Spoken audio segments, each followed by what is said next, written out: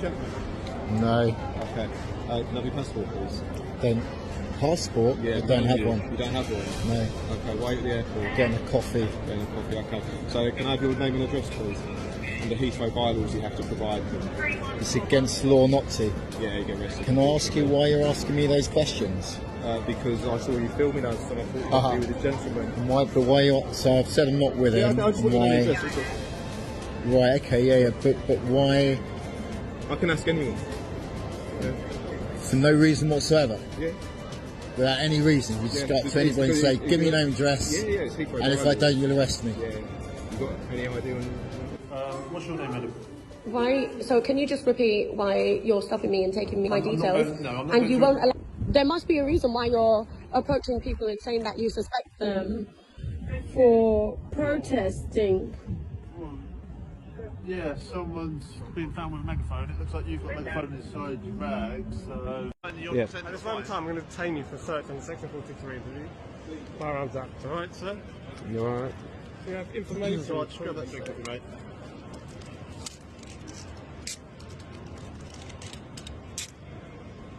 I thought I'm not in trouble. So, just got a bit of information. I'll go through it in a minute. My colleague will come over and chat to you. Is there a specific reason for this? It's like you said, they've concerns obviously because the flag in your jumper was one, why they obviously call it. And it's the bylaws, they were concerned about their check-in, and obviously they've asked us to come and speak to you. Is that like a ground of suspicion or? I mean, it can most probably be deemed suspicious to some people, yes. Essentially, especially with what's going on at the moment. Current situation, it's kind of fair. It obviously caused enough suspicion for our colleagues at the airport to call us to come and speak to yourself. You good? You good, brother. Nice.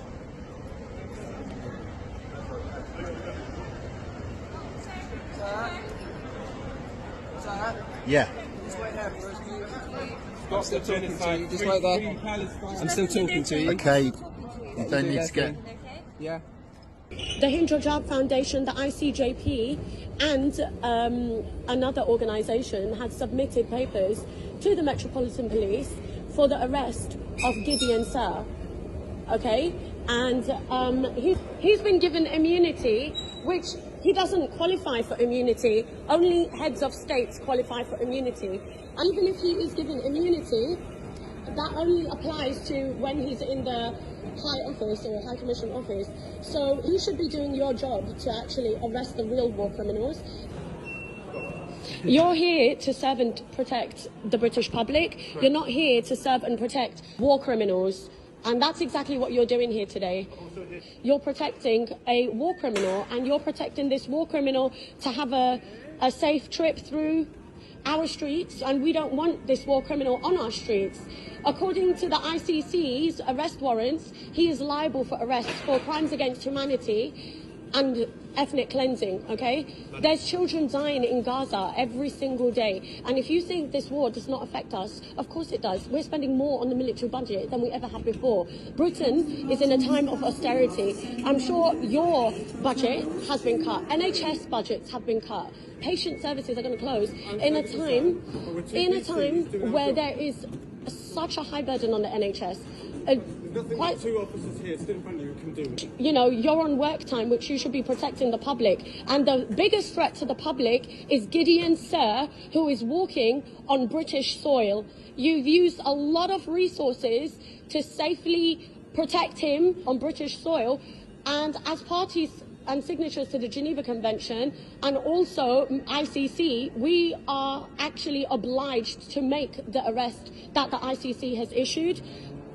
But instead, you're here ejecting me from the airport. Okay, you formally ejected from me from the airport. If you tell me within 24 hours, you're liable for arrest, okay? Gideon Sir is liable for arrest for crimes against humanity and war crimes. Why are you here ejecting me from Heathrow Airport when you should actually be detaining and arresting a known war criminal who advocates for the starvation of all of Gaza?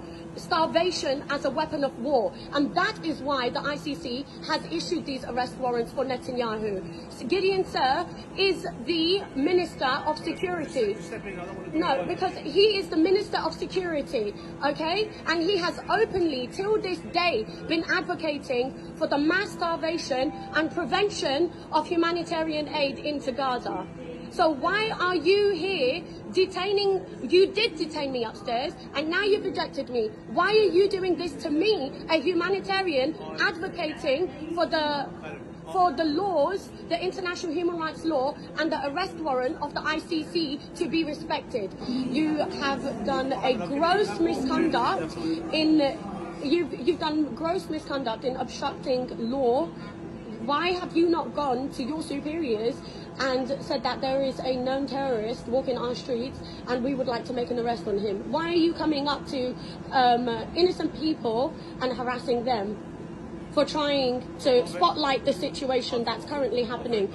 For now, there's nothing that me and my colleague can do right now, is there?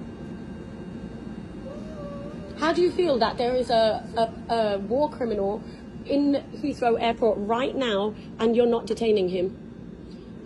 A war criminal who has the blood of over 50,000 children in Gaza.